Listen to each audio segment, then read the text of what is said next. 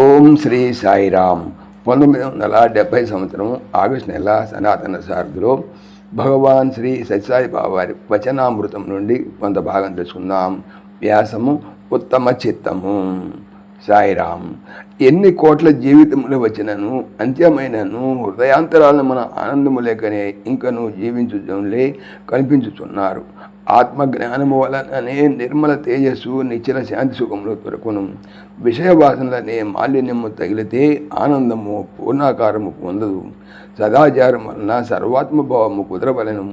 మమాత్మ సర్వభూతాత్మ అనే పరమార్థము చిత్తములో దృఢమోటు చేతనే శాశ్వతానంద ప్రాప్తి. భగవంతుని లీలాగుణ విశేషములను శక్తి సామర్థ్యములను వల్లించిన మాత్రమున లాభమేమీ లేదు. కనకదాసు పాడిన రీతిగా కలియుగదలి హరి నామ ఎనిదరే కులకోటి గళధ్వరి సువెను రంగా అంటే కలిలో ధరించుటకు నామస్మరణమే ఏకమాత్ర మార్గము. అయితే అర్థము తెలుసుకొని భావ రాగ తాళములతో నామ సంకీర్తన చేయవలను. అట్టి కీర్తనము భావ రాగ తాళములతో చేయువారే భారతీయులు. కట్టు బొట్టు జుట్టు వీటిని బట్టి నిర్ణయించేది కాదు భక్తి. ఈ అమెరికన్ భక్తులు ఇంగ్లీష్ భక్తులు 20 మంది చేరి ఒక కంఠముగా చక్కని భావముతో అర్థము స్పష్టముగా తెలిసే రీతిగా నామావళను పాడరు కదా, వారే నిజమైన భారతీయులు. భగవద్రతిని కలిగించు భారతీయ సంస్కృతి పవిత్ర భావములకు ఆధారము. స్నాన సంధ్యాదులను భగవంతుడు అడగడు. చిత్తశుద్ధిని పరీక్షించి ఫలితం ఇచ్చును. గుహలలో నివసించినను కందమూలములను భుజించినను లాభము లేదు. మానవ నిర్మిత దేవాలయములో శిల్పి నిర్మిత విగ్రహములను పూజించేదానికన్నా దైవ నిర్మితమైన ఈ దేహములోని దైవాంశమైన ఆత్మను ఆరాధించేదే మేలు. సజీవమైన చైతన్య స్వరూపులైన మానవులలో భగవంతుని ఆరాధించండి. సర్వజీవుల యందున దైవమును తృప్తిపరచండి. ఏకనాథుడు కాశీ క్షేత్రమునకు వెళ్ళి త్రివేణి నుంచి గంగను తీసుకొని రామేశ్వరమునకు శిష్యులతో బయలుదేరినాడు. మార్గ మధ్యమున ఒక గాడిద దప్పికతో బాధపడుతూ మరణావస్థలో ఉండగా ఏకనాథుడు, ఈ గాత్రమే నా రామలింగేశ్వరుడు, ఈ పావన గంగా తీర్థము దీనికే అర్పితము అని నిశ్చయించి దాని నోటిలో పోసినాడు. మృతకృత్యుడయ్యాడు. ప్రకృతి వృక్షమునకు పరమాత్ముడే బీజము. బీజం మాం సర్వభూతానాం అని భగవంతుడే వెల్లడించినాడు కదా. ఒక వృక్షములో వేర్లు, మొదలు, కొమ్మలు, రెమ్మలు, ఆకులు, కాయలు, పూలు ఇవన్నీ కూడా పలు నామరూపములతో రుచిభేదములతో ప్రయోజన భేదములతో కూడాను వేరైనప్పటికీ అన్నిటికీ విత్తనం ఒక్కటే. ఆ విత్తనములోని చైతన్యం యొక్క వివిధములైన వికాసములే ప్రకృతిని ఆశించగా ప్రకృతి కారణమైన పురుషుణ్ణి పొందవలెను.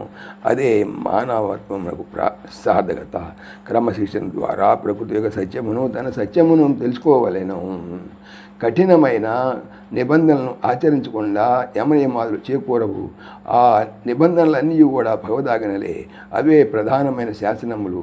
ఆ శాసనములు తెలిపేవే శాస్త్రములు. దైవ సన్నిధిని దైవమనే పెన్నిధిని సంపాదించవలన ప్రేమయే పెద్ద సాధన. సర్వజనులయందు సమాన ప్రేమను పెంచండి. ఎవరిని ద్వేషించక మెలగండి. కోపతాపములు లేకుండా అందరిలోనూ వెలుచున్న దైవమును సేవా బుద్ధిచే ఆచరించండి.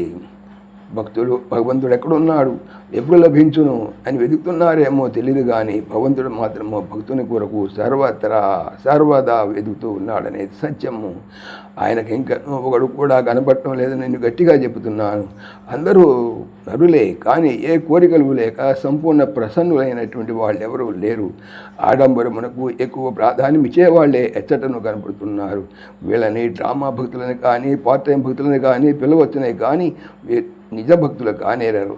మనోవాకాయములు ఏకరీతిగా సత్యమును పాలించటం లేదు. మనసులోని భావము, నోటిలోని మాట, చేతిలోని కర్మము ఏకమై ఉండవలను. అప్పుడే నీతి నిజాయితీని పరిపాలించిన యమ నియమాలను సాధించిన ఉత్తమ జీతులుగా మరటకు వీలగును. సశేషం. సమస్తలోకాః సుఖినో భవంతు. సమస్తలోకాః సుఖినో భవంతు. సమస్తలోకాః సుఖినో భవంతు. ఓం శాంతి శాంతి శాంతి.